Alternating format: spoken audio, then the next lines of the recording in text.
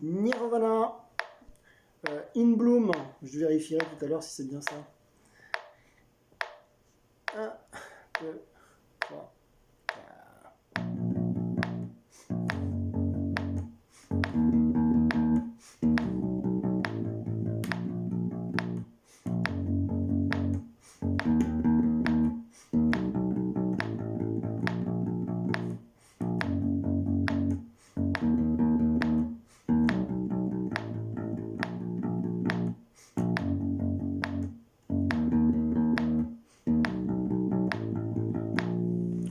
Vite.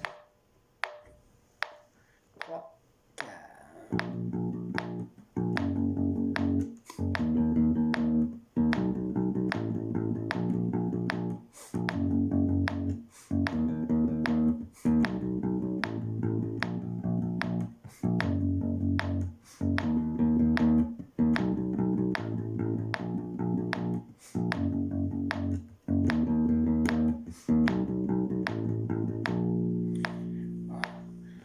Avec un tempo un petit peu plus rapide, on est plus dans le rythme sur ce morceau-là. Évidemment, plus on est sur des tempos lents, plus les doubles croches tabadabadab sont plus difficiles à maîtriser. Plus on va vite avec des tempos plus rapides, c'est facilité. Ça l'est moins techniquement, mais ça l'est rythmiquement. Alors, au niveau des notes, pas très compliqué.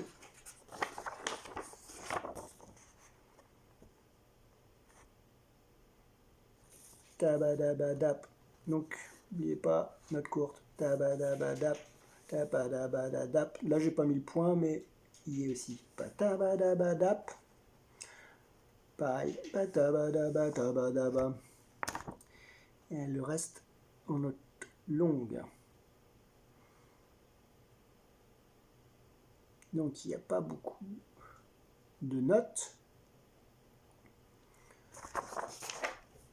Ah si, il y a beaucoup de notes puisqu'il y a pas mal de double croches, mais finalement il y a le 1, le 2, le 1, le 2 et le 0. Il y a 5 notes. Donc là on est ici. Le pouce il peut se mettre ici pour se poser. On n'aura pas de gros écarts à faire ici. Donc on se pose, on est tranquille.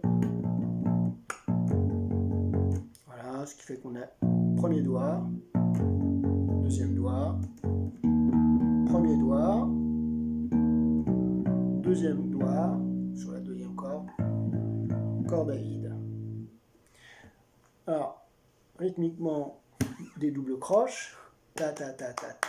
Donc 1, 2, 3, 4, 1, 1, 2, 3, 4, 1, 1, 2, 3, 4, 1. Et après, on ne va pas penser le 1 suivant. Rythmiquement, il est un petit peu dur à placer. Enfin, il est pas dur.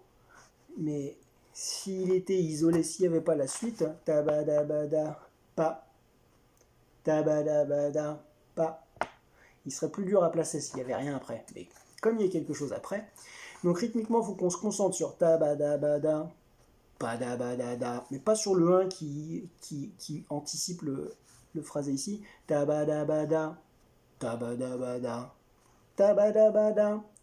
Faut penser comme ça au début rythmiquement pour être bien calé. Takatakata, takatakata, takatakata. Et on rajoute après cette petite double croche qui est située avant chaque changement de note. Takatakata, tapatapatapa, patapatapata, patapatapatapatapatapatapata, patapatapata, patapatapata. Mais si on pense le phrasé comme ça, c'est beaucoup plus simple. Et après, il y a juste à rajouter la note, la même, encore le 1, avant de jouer celui-là.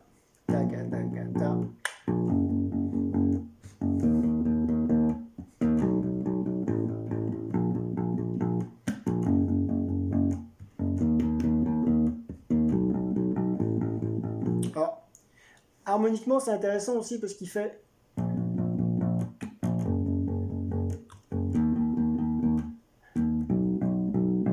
jouer cette note-là,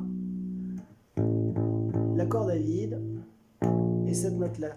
Il entoure la note principale. Da da da da da da da da da. Ça s'appelle un entourage de notes.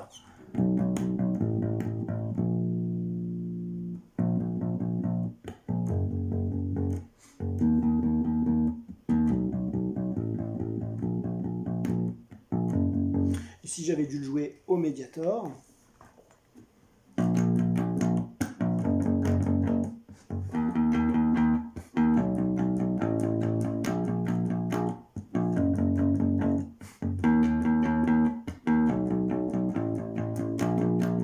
Donc faites bien de l'aller-retour hein, sur...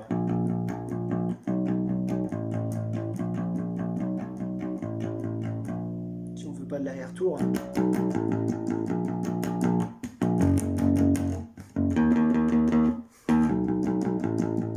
Le tempo il est plus rigide, c'est plus laid, c'est pas très beau. Hein. Alors quand on a les retours, ça va glisser.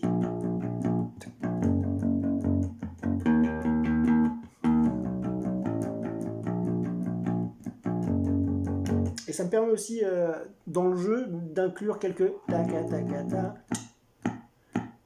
des petites notes mortes.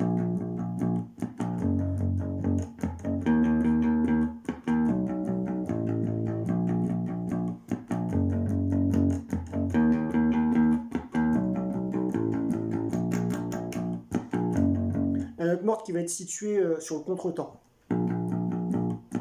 Juste avant la note de changement. Donc, juste avant ce 1 là, hop, je mets une note morte. Donc, pareil ici, hein, juste avant cette note là, je vais mettre ma note morte. Et elle sera située au contretemps, sur le contretemps.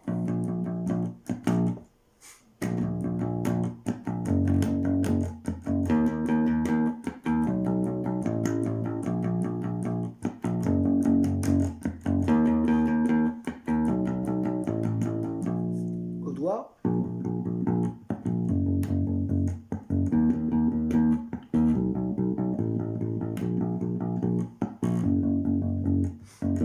Alors je suis pas sur un super gros ampli, hein, je suis sur un petit ampli qui, hop, je peux le montrer vite fait.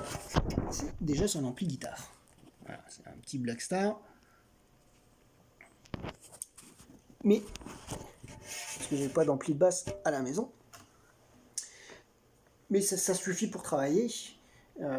Donc j'ai pas la sonorité adéquate finalement. Mais ça me permet quand même de me rendre compte si le Mediator sonne mieux, si le jeu au doigt, et rien qu'avec un petit ampli comme ça, tout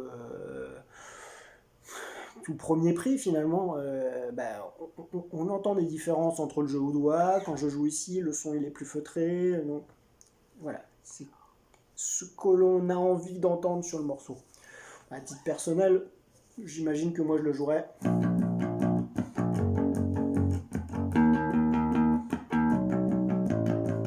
au Mediator, hein, plus qu'au doigt. Alors si ça avait été du reggae, là je l'aurais pas joué au Mediator, mais je l'aurais joué bien sur le manche.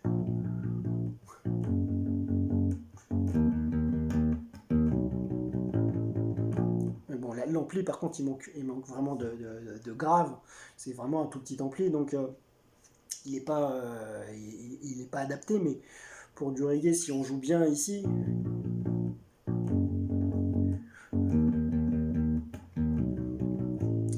ça convient. Cette ligne de basse pourrait faire partie d'un morceau reggae d'ailleurs, hein, puisqu'il y a beaucoup de double croche, on joue beaucoup dans le grave, donc on est très proche d'une ligne de basse reggae finalement. Voilà, donc je crois que c'est In Bloom, je vais vérifier si sur le titre il y a marqué In Bloom de toute façon, ça sera In Bloom.